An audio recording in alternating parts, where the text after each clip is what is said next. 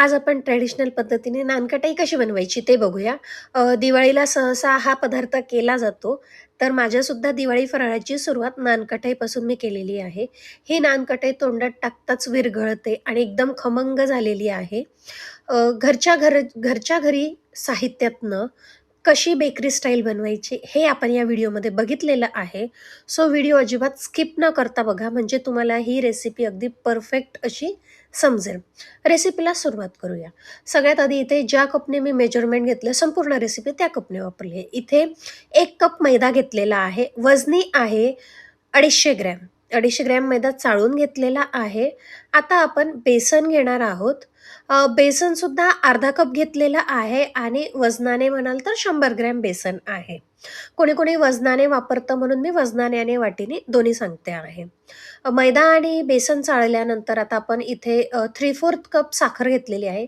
अर्ध्या कपला थोडी जास्त साखर आहे, म्हणजेच 3/4 कप. त्याच्यामध्ये 2 वेलची आहे, त्याचे साल काढून घेतलेले आहेत. ते सुद्धा मी ग्राइंड करतानाच टाकते.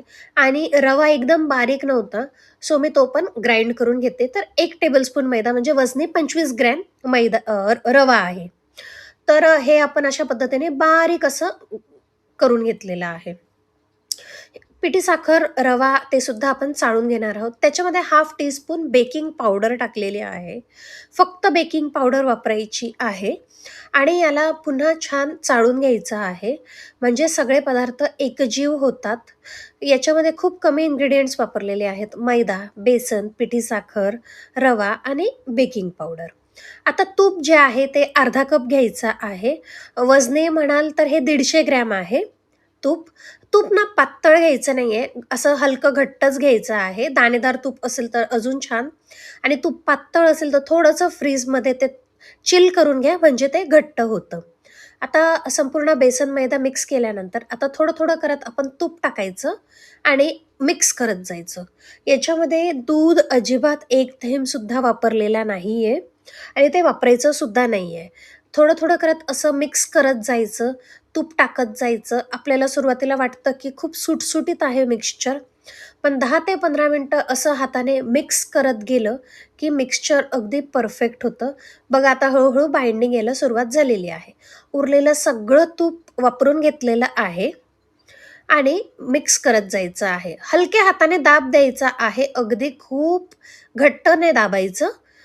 म्हणजे नानकटाई जी खुसखुशीत आणि खमंग होते ना, ती त्याचमुळे होते. तर अशा पद्धतीने हळू हाताने असं मिक्स करत जायचं. व्हिडिओ इथपर्यंत बघितलाच असेल तर लाईक करायला विसरू नका, शेअर करा आणि रीना होम किचनला सबस्क्राईब करायला विसरू नका. तर बघा, अशा पद्धतीने मिक्स करत गेलं ना, की एक छान बाइंड आलेला आहे पूर्ण बॅटरला. याला आपण साखर मेल्ट होत जाते आपल्या हाताच्या उष्णतेमुळे आणि छान बाइंडिंग येतं. गिव्ह अप करायचं नाही, असं मिक्स करत जायचं. एक मोठी परात घेतली ना, की त्याच्यात अजूनच छान लवकर होईल. आता मी इथे सिलिकॉन मोल्ड घेतलेला आहे. मी हे जे आहे एअर फ्रायरमध्ये करते आहे.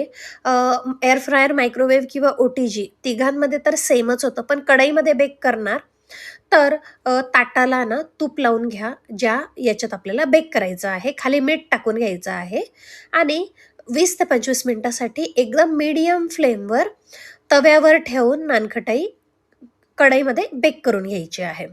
आणि अशा पद्धतीने बघा, मी एक स्पून घेतलाय, म्हणजे सगळ्या नानकटाई सारख्या होतात.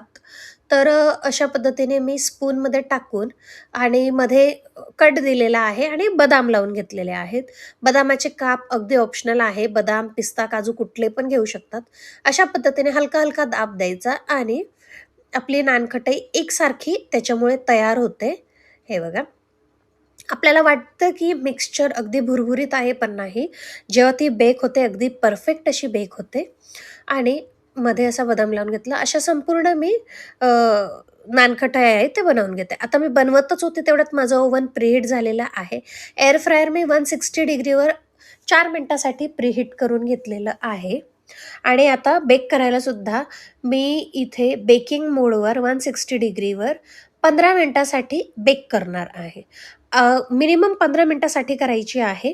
पण तुम्हाला वाटलं की हलकी कच्ची किंवा कलर अजून हवा असेल तर 15 ते 18 मिनिटं मायक्रोवेव्ह, ओटीजी किंवा एअर फ्रायरमध्ये बेक करायची आहे. आता बघा छान बेक झालेली आहे. कलरसुद्धा खूप सुंदर आलेला आहे आणि 2 बॅचेस माझ्या इथे पहिली बॅच माझी रेडी झालेली आहे. दुसरी बॅच मी लावून देते आहे. अशा 3 बॅच माझ्या रेडी झाल्या आहे. ह्या मापाने अंदाजे 30 नानकटई माझी मीडियम आकाराच्या झालेल्या आहेत. आता हे सुद्धा मी 15 मिनिटासाठी बेक करायला लावून देते आहे. आणि सगळ्या नानकटाई बेक केल्यानंतर त्या थंड केल्यानंतरच त्या डिमोल्ड करायच्या, हे लक्षात घ्या. हलकी गरम आहे, मी तुम्हाला पलटून दाखवते बघा किती छान बेक झालेली आहे. आणि नानकटाईला क्रॅक्स येणं म्हणजे हे खूप गुड साईन आहे. नानकटाईला क्रॅक आल्या म्हणजे रेसिपी अगदी परफेक्ट आहे आणि इतकी छान जाळी आलेली आहे, तुम्हाला व्हिडिओमध्ये दिसतच असेल. नक्की करून बघा, शेअर करा कशी